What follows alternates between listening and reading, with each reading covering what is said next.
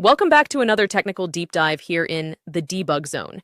Today we're tackling a big question and breaking it down with insights from other users. Hopefully this clears up some misconceptions and helps you get the answer you need. So buckle up, stay a little curious, and let's jump right in.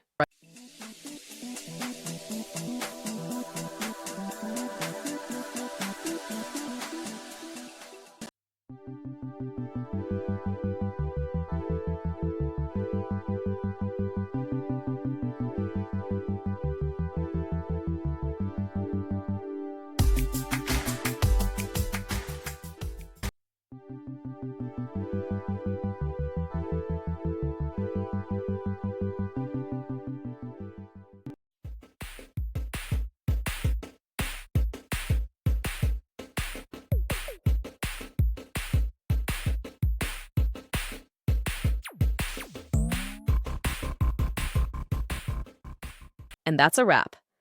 I hope you found the answer you were looking for. If you did, take a second to hit that subscribe button. It really helps out.